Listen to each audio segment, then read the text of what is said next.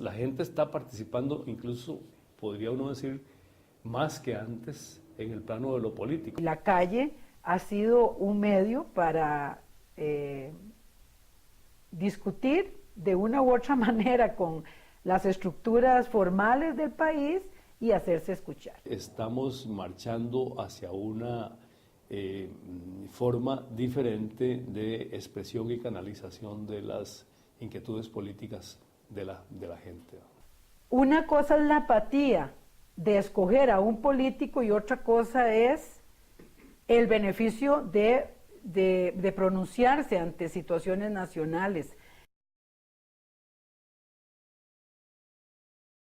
En los últimos meses de este año 2013, hemos sido testigos en nuestro país de manifestaciones de protesta pública en las calles, en cantones, en carreteras, en autopistas, que a diferencia de otras veces no son manifestaciones de protesta por el costo de la vida o por necesidad de aumento de salarios, sino protestas contra decisiones gubernamentales que pareciera o podría pensarse que no tocan tan directamente los bolsillos de los ciudadanos.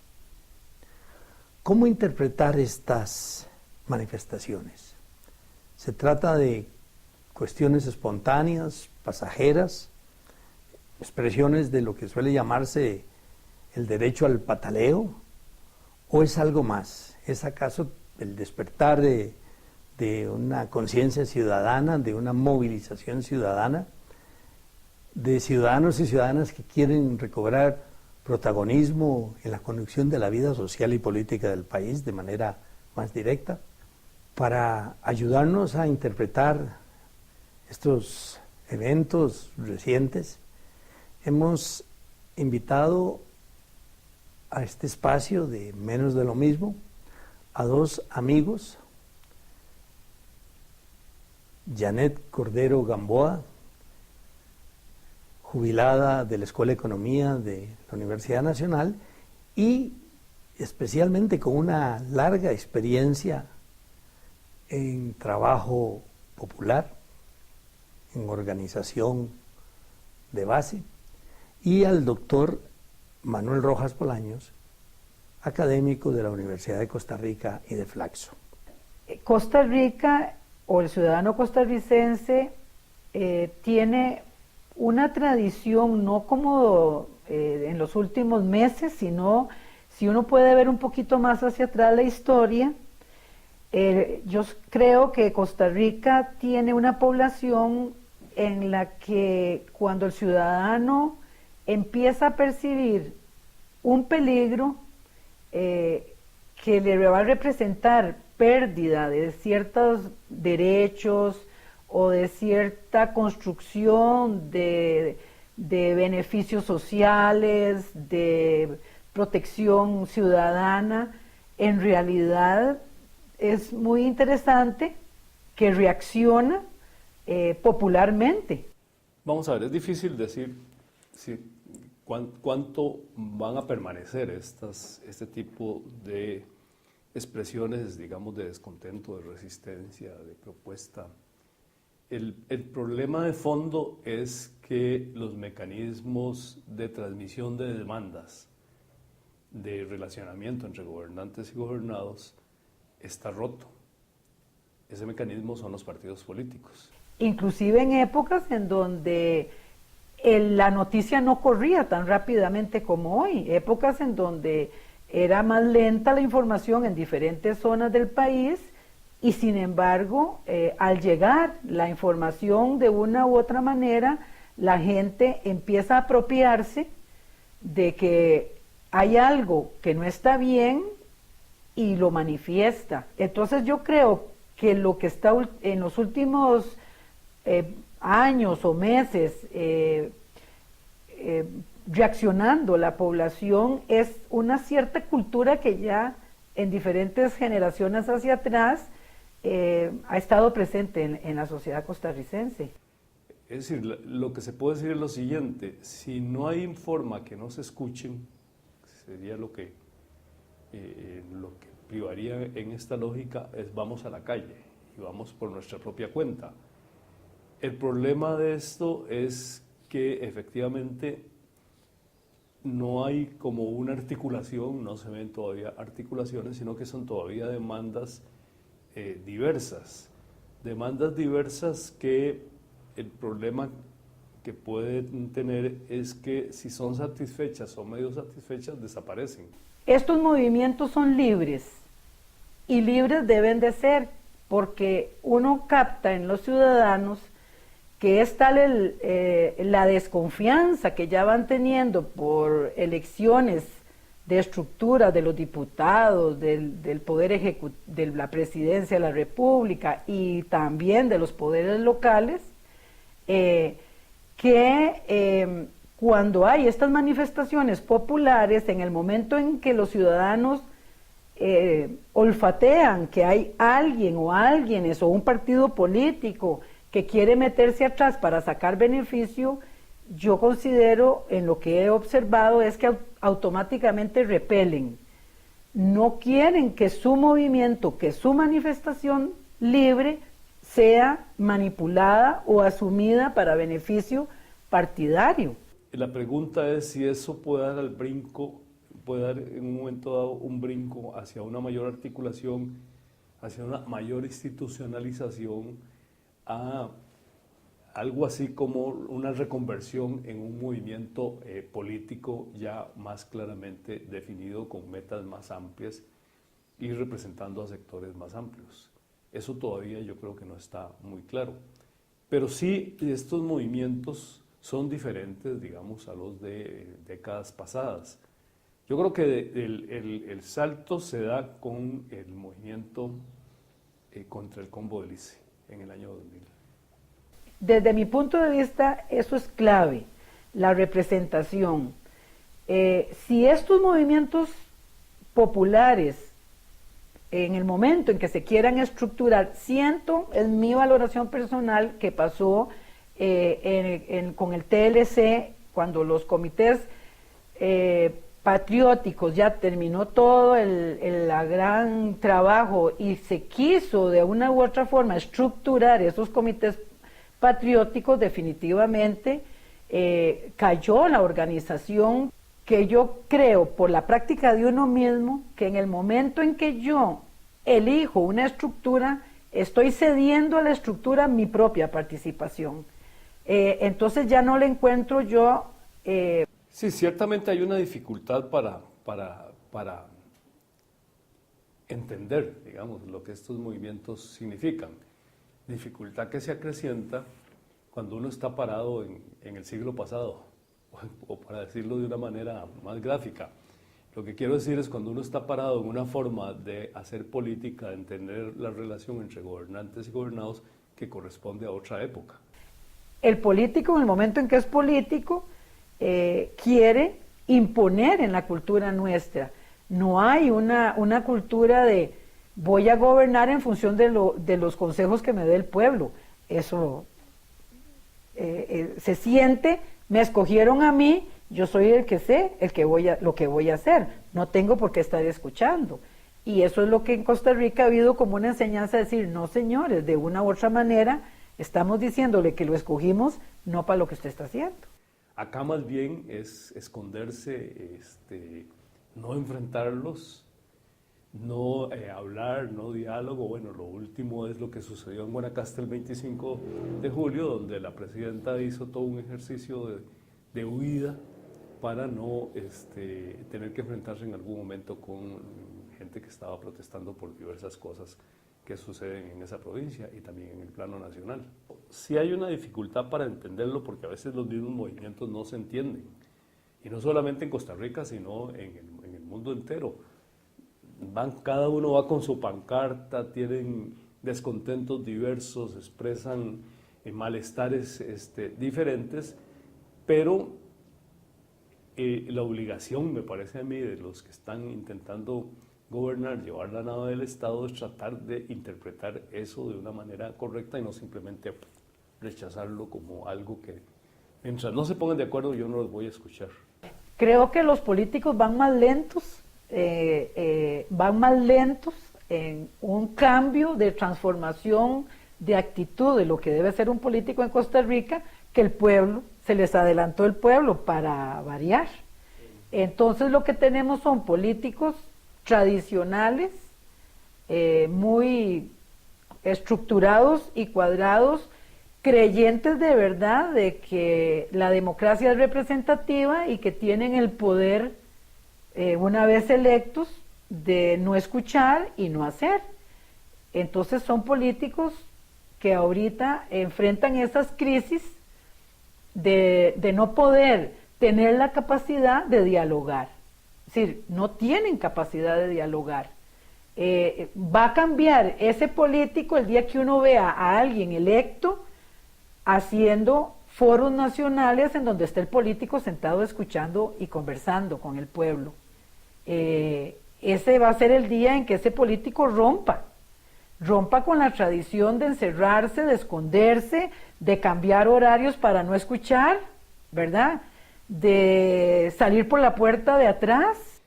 Hace mucho tiempo, para hablar en el plano nacional, las protestas iban a la Asamblea Legislativa, porque la Asamblea Legislativa era asiento de partidos políticos que representaban sectores diversos de la población. Aún con esos partidos políticos agarra todo tipo Liberación Nacional, que era una mezcla de cosas, pero bueno, la gente iba a protestar ahí porque sentía que los diputados de alguna manera podían expresar sus malestares ante el Ejecutivo. Hoy en día a nadie se le ocurre ir a la Asamblea Legislativa, es una pérdida de tiempo, van a otro lado, se manifiestan. No, es que ya la gente no se siente representada en el proceso electoral. La gente, ahí es donde hay el partido más grande es de los no votantes, es decir, ya esa estructura tradicional es la que pareciera no estar representando a la población costarricense.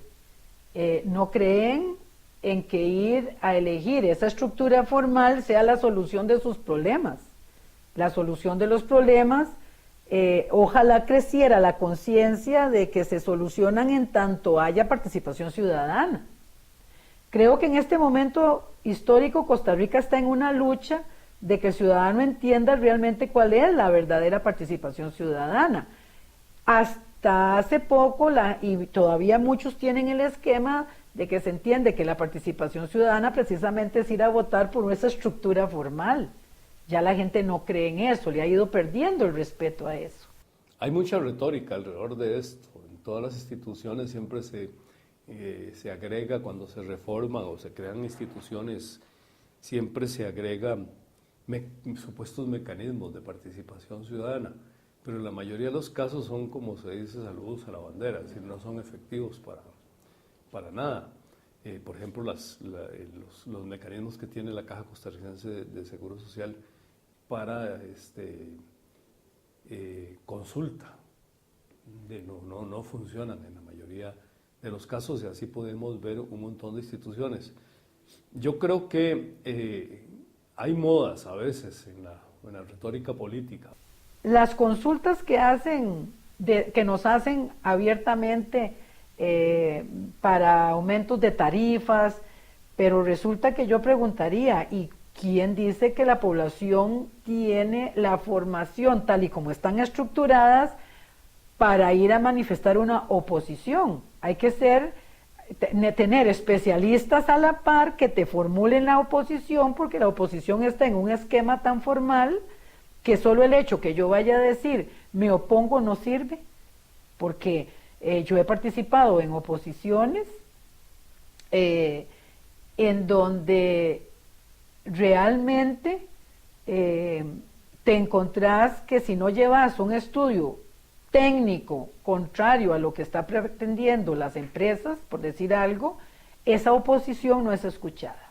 Creo que es necesario pasar de una pura formulación para llenar, digamos, llenar requisitos, incluso en el plano internacional, por demandas a veces de instituciones en el plano internacional, a cosas más reales que efectivamente la gente sienta que están a su alcance y que son operativas. Cuando la Areceba ha invertido un 5 en formar a la ciudadanía de cuál es la oposición que ellos estarían dispuestos a recibir. Nunca. Entonces creen que su gran actuar es pasar un boletín diciendo va a haber una consulta popular, y lo que la gente no sabe es que está estructurada. Es que se habla de apatía política, pero esto es un error, porque entonces se considera que la gente solo hace acción política cuando participa en elecciones, y eso es un gran error. Es decir, lo que están haciendo, por ejemplo, los foros, lo que hace una gran cantidad de gente en manifestaciones mucho más pequeñas, en comunidades y demás, es acción política, entendiendo ahí sí la política como el interés en los asuntos del Estado, en el gobierno de la sociedad, pues. Entonces la gente está participando, incluso podría uno decir, más que antes en el plano de lo político, solo que no lo hace a través de los mecanismos institucionalizados que durante mucho tiempo se nos presentaron como los únicos mecanismos a través de los cuales podía hacerse la acción política. Hoy en día lo interesante de esto es que mientras los partidos están en sus juegos electoralistas, ¿verdad?, muy preocupados sobre lo que va a pasar en 2014, la sociedad está haciendo cosas, está manifestando, se está trabajando en el plano político. Apatía sería, si fuera apática, nos hubieran hecho cambios estructurales fuertes, muy fuertes, inclusive en servicios públicos, en beneficios sociales. Sin embargo, creo que al haber adquirido esos reconocimientos, esos derechos, la ciudadanía no es lo que uno cree a veces indiferente, ¿no? Reacciona.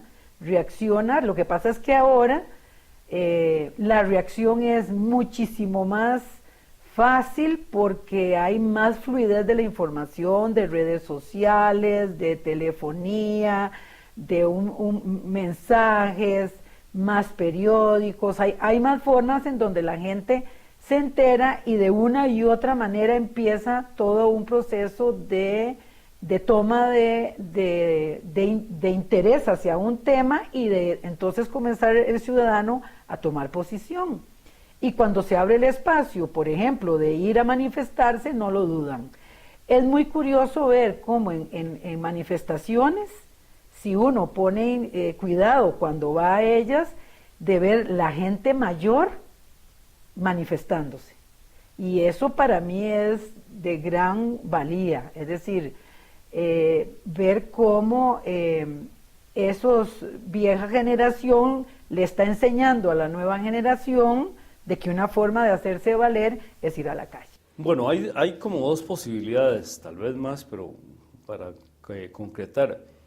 Una es, digamos, los intentos que se han venido haciendo y que seguramente van a continuar un poquito más, que es de acuerdo entre élites.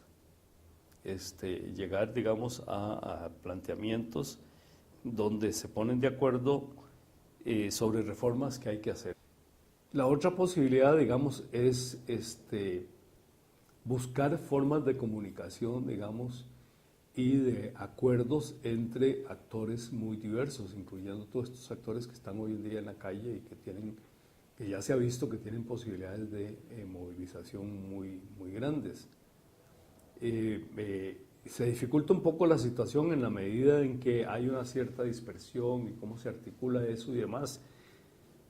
Pero yo creo que si no se logra una tercera vía, para plantearlo de esa manera, esto que estoy diciendo no tiene nada que ver con la famosa tercera vía de Blair, el político inglés, pues es una tercera vía a la costarricense, digamos, donde logre llegarse a un acuerdo básico con fuerzas sociales disímiles, para plantearlo de esa manera. Siempre es posible llegar a ese tipo de acuerdos, pero a veces hay que ponerle mucho esfuerzo, cosa que me parece que no se quiere hacer en el país. No lo quiere hacer la clase, digamos, la clase política, que sigue pensando que estas cosas son como los famosos temporales de octubre, ¿verdad? Que llueve, pero en un momento para de llover. Bueno, aquí pareciera, si lo vemos en la perspectiva que estábamos señalando, que no ha parado de llover y que esto va a continuar y se puede complicar. Y es que el pueblo tiene todo el derecho a manifestarse y también tiene derecho a que se le escuche, ¿verdad? Pero no a través del segundo o del tercero.